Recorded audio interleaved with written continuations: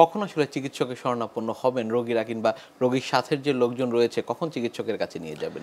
আমরা বলি যে কারো যদি জ্বর থাকে, সাথে মাথা ব্যথা থাকে এবং দেখেন যে তার হচ্ছে মাথা ব্যথাটা খুব তীব্র, তাহলেই আপনি ডাক্তারের পরামর্শ নেবেন। ডাক্তার এটাকে আইডেন্টিফাই করবে যে তার কি মস্তিষ্কের যক্ষার পরীক্ষা নিরীক্ষার প্রয়োজন আছে কিনা। যেমন ডাক্তার দেখলো একটা রোগী মাথা ব্যথার কথা বলছে, সাথে গায়ে গায়ে জ্বর আছে, কিন্তু তার ফ্যামিলিতে যক্ষা রোগ আছে। আচ্ছা, যক্ষা রোগ তো ছোঁয়াচে রোগ, একজন থেকে আরেকজনের ছড়ে যায়, সুতরাং ডাক্তার কিন্তু সাথে সাথে যক্ষার পরীক্ষায় চলে যাবে। ডাক্তার দেখলো যে মাথা ব্যথা আছে, রুগীর কিন্তু ডায়াবেটিস হাই, সুগারের কন্ট্রোল নেই, তখন কিন্তু সে এটা সাসপেক্ট করবে। তো আপনার মাথা ব্যথা থাকলে, যে কারই মাথা ব্যথা থাকলে এবং সাথে সাথে যদি তীব্র হয়, চোখে ঝাপসা দেখেন, ভুল বকছেন, আর দেরি না করে ডাক্তারের পরামর্শ নেন। নিশ্চয়ই। পরীক্ষা নিরীক্ষার বিষয়গুলো যদি একটু আপনার কাছ থেকে বিস্তারিতভাবে জানতে পারি, কিভাবে আসলে নির্ধারণ করবেন যে এই যক্ষা রোগটি মস্তিষ্কে হয়েছে?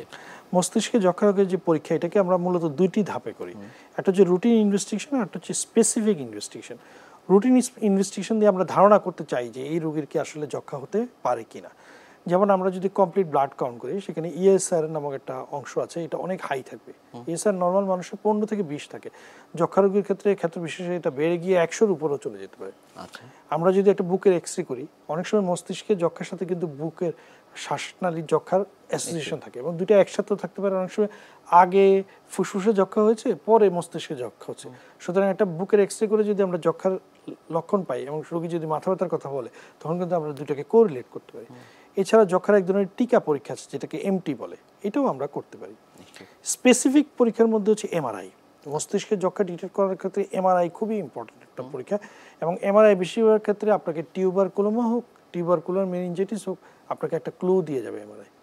অনেক ক্ষেত্রে ব্রেইনের আবরণে যে যক্ষা হয়, মেনিনজেস, সেটা সঠিকভাবে নির্ণয় করার জন্য এবং কোন ওষুধে এটা চলে যাবে এটা নির্ণয় করার জন্য সিএসএফ বা মেরুদণ্ড থেকে যে আমরা মস্তিষ্কের যে রস যেটা বের করে সিএসএফ বলি আমরা, সিএসএফ বের করে সেটা পরীক্ষা করলে কোন ধরনের মাইক্রোব্যাকটেরিয়া দিয়ে এই তার যক্ষাটা হয়েছে এবং কোন ধরনের কম্বিনেশন ওষুধে দিলে এটা একেবারে চলে যাবে, এটা আমরা নির্ণয় করতে পারবো।